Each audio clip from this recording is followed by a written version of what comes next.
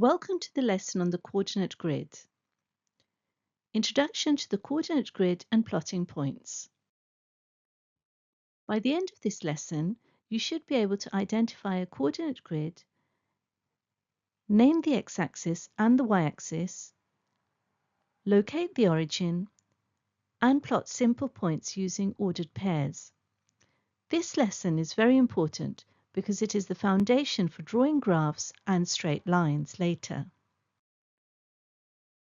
But first, let's begin with a review of the number line. Whole numbers are all the basic counting numbers such as 1, 2, 3, 4, 5, and so on. On the number line, we can present these as shown. So we have an infinite number of numbers, and here we've started from 5, 4, 3, 2, 1, and 0. We can actually go beyond this. We can consider the negative numbers. -1, -2, -3, -4, and so on. A negative number is a number whose value is always less than 0. It has a minus sign before it, as shown here. So all these numbers to the left of 0 are negative. The grid helps us describe position. It tells us where something is located.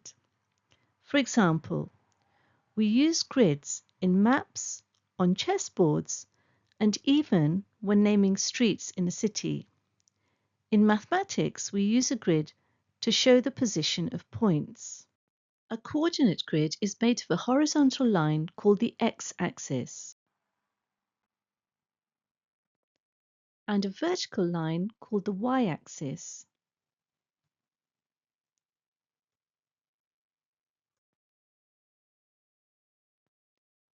We add a grid formed by many equally spaced lines. These lines create small squares, as shown.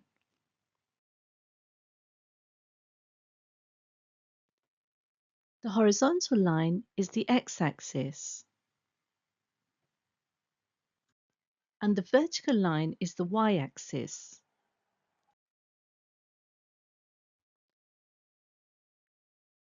The point where the axes cross is called the origin and is denoted by 0, 0 as shown.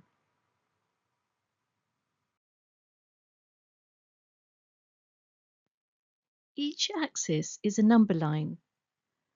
On the x-axis, numbers are positive to the right of 0, 0 and negative to the left of 0, 0.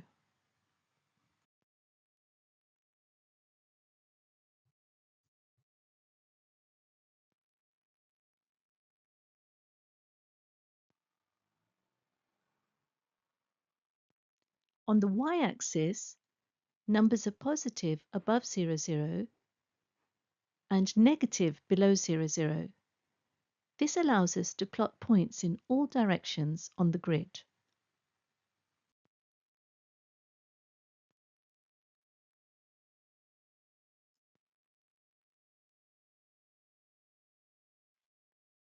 The x-axis and the y-axis divide the grid into 4 parts called quadrants. In quadrant 1, both the x value and the y value are positive. In the other quadrants, one or both numbers are negative. For now, we will focus on understanding how the signs affect direction.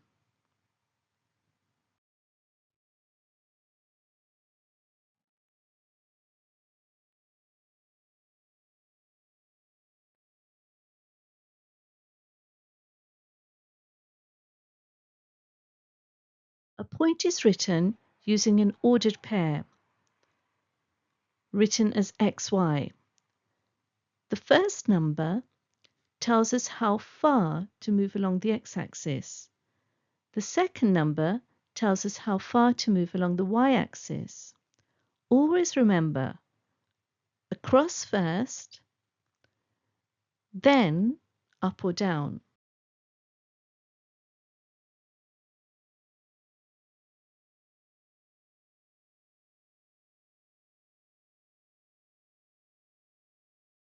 Now let us plot a point with positive x and y values.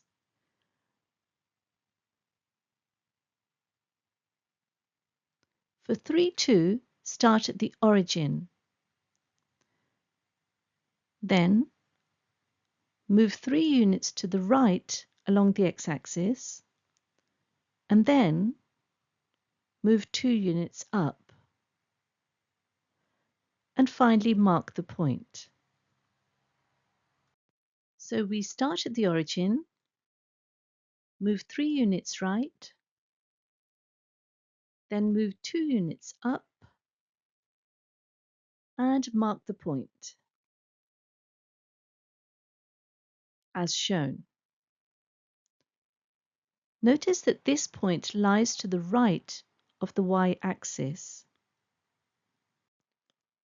Now let's plot a point with a negative x value.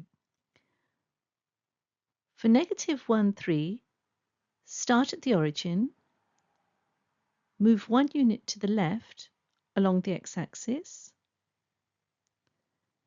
then move 3 units up, and finally mark the point. So we start at the origin, move 1 unit left, move 3 units up, and finally mark the point, as shown. Next, we plot a point with a negative y value. So for 2, negative 3, we start at the origin, move 2 units to the right, then move 3 units down, and notice that the negative y values always move downwards. So let's start at the origin as shown, move 2 units right, move 3 units down, and mark the point as shown.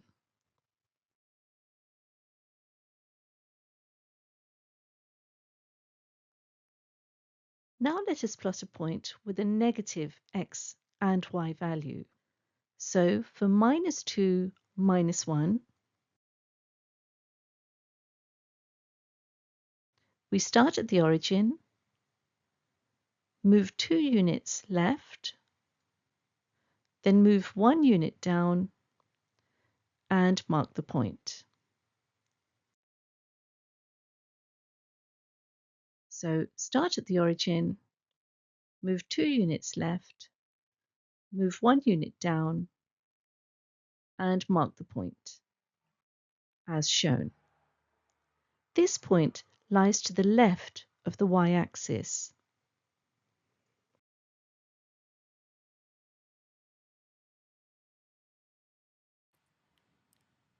Let's now take a look at some more examples.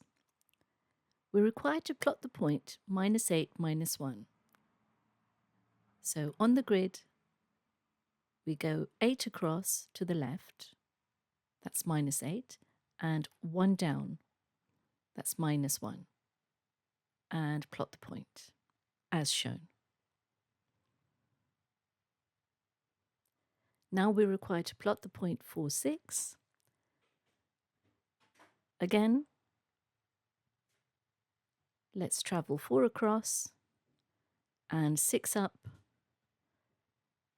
and plot the point, as shown.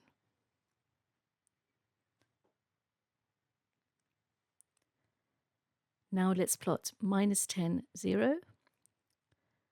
So 10 across to the left because it's a negative number, and we don't go up or down because it's 0. So minus 10, 0.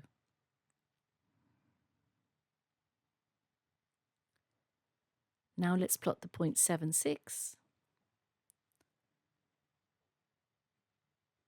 So 7 across and 6 up, and plot the point as shown. We're now going to go through some more examples. See if you can spot where the point should go.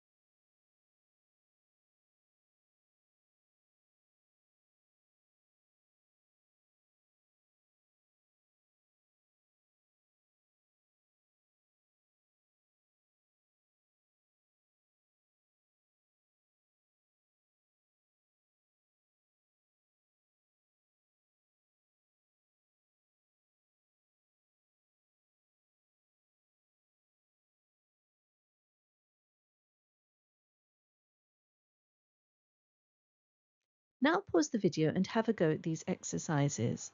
Press play when you're ready to view the solutions. Be careful not to ignore the negative sign. A negative sign changes the direction.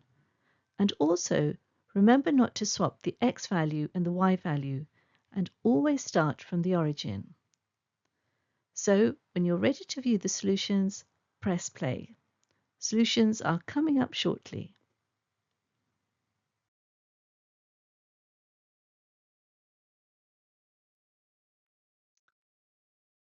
Once you can plot points correctly, including negative ones, you can join points to form a straight line. This will help you draw graphs and study equations of lines in future sessions. And finally, before we finish, do check your understanding. Can you remember how we move for a negative x value and for a negative y value? And also, how would you plot -1, 3? If you can answer these questions, you're ready to continue. This brings us to the end of this session. Do attempt the exercises in your textbook related to this topic. Thank you very much for listening.